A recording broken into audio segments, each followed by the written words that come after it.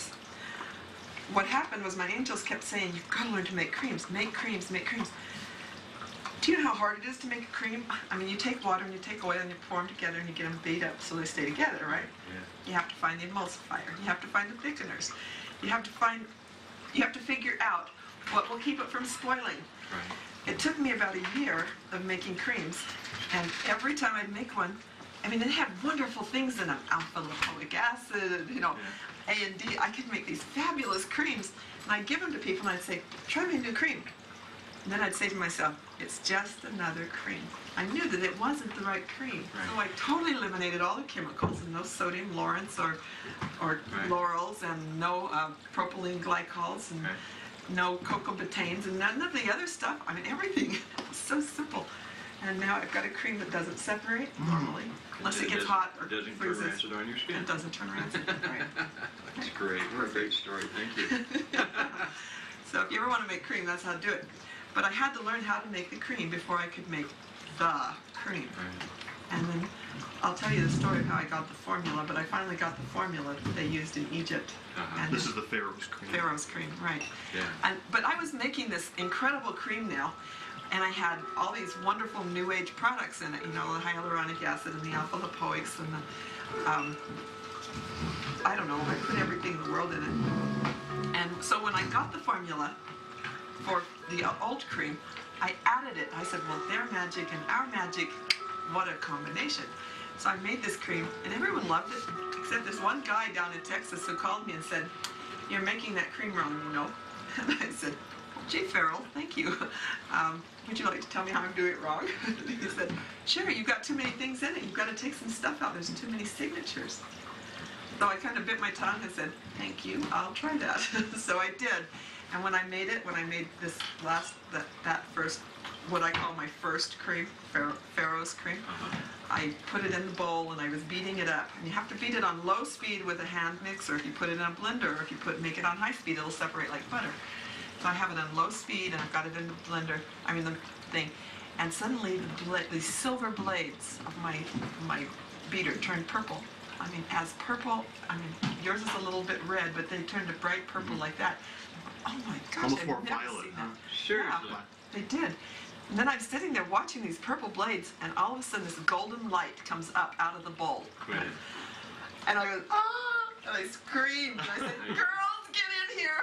And so my daughters, I had a bunch of daughters, you know, and they all come running in. And they look and they say, how are you doing that, Mom? I said, oh, good, I'm not hallucinating.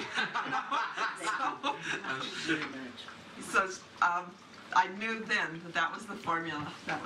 There was something really magical about that formula. And so I called it Pharaoh's cream after the man who called my attention to it. Pharaoh, F-E-R-R-A-L. But it sounds like Pharaoh, so I named it after him. Right. Probably catchier than FDR. Right. So that's how come I got my first cream. But people kept saying, well, don't you have something specific that will help me rebuild joints? Now, I knew Pharaoh's cream would do that, but I didn't know how long it would take. Because I went to a psychic meeting. See, I traveled up to Washington, and I had this friend up there who was a medical intuitive. And so she called all of her friends who were medical intuitives or psychics of any nature. And we had about 20 women sitting in this house, and a couple men. And everybody tried different products. So we smeared cream on one, and everybody would look at them and say, what's it doing, what's it doing? And then they wrote it all down. And the cream seemed to go straight to the bones and to rebuild the bones. And then each other thing had its own purpose and had a way it affected the body. So people would ask for things, you know, like, well, I want something specific for my joints. And I realized that other things, I could use it as a base and put other things in it that Pharaoh's now could use it to be a carrier, to carry it into the body. So I kind of doused it out and figure out which ones work. So we made the next one was restoration, and it was specifically for joints. And we put MSM and calcium and glucosamine sulfate and chondroitin in it. And then, so now I had my second cream, and it's as big a seller as Pharaoh's cream. And then one day, I had an Indian friend call me from Utah and say, I'm selling this new product. I'm selling that tree mushroom that is supposed to be poisonous. So he called and said, I've got this product, we're using see, he had been diagnosed with cancer, and he was given 2 weeks to live. He was bleeding at every orifice, and they said, well, you know, go home, put your records in straight place, because you've got about 2 weeks. And he went home, and he went to his medicine man and said, and the medicine man said, the tree mushroom, Siaga, cut yourself a chunk of Siaga and put it under your tongue.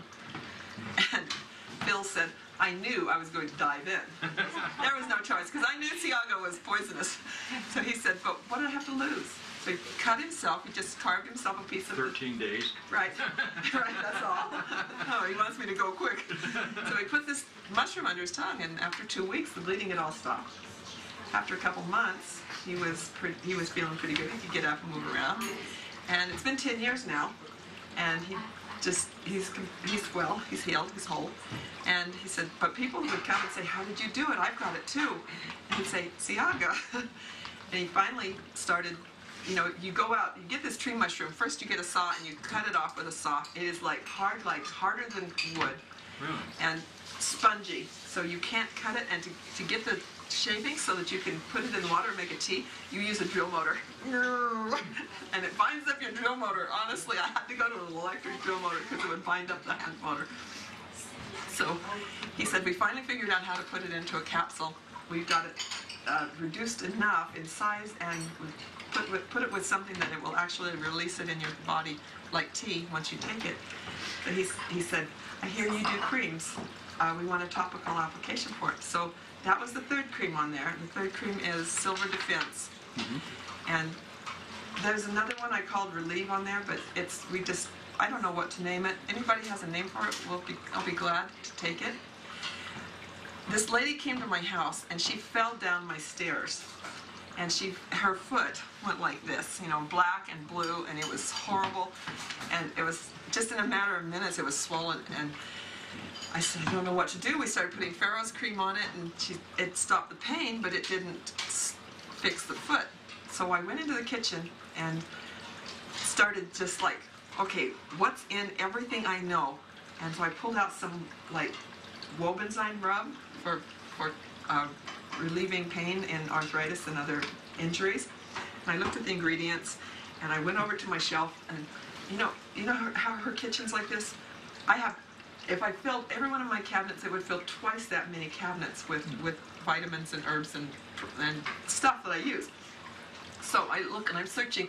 I found all the ingredients for Wobenzyme, and then I found all the ingredients, you know, I put for Pharaoh's, and I put MSM and chondroitin and all that stuff. And then I went to the book on oils, essential oils, and I looked up everything for sprains and bruises and bones and repairing tissue and stuff.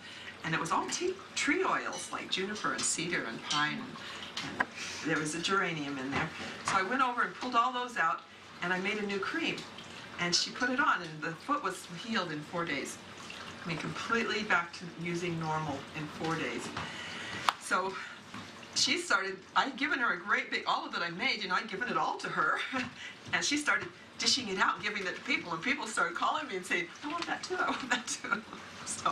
So there had to be a fourth cream, and so now there's 4 creams on the list. And so that's why there's 4 and not just Pharaoh's cream, because we're going to talk about where Pharaoh's cream came from and what it was used for ancient.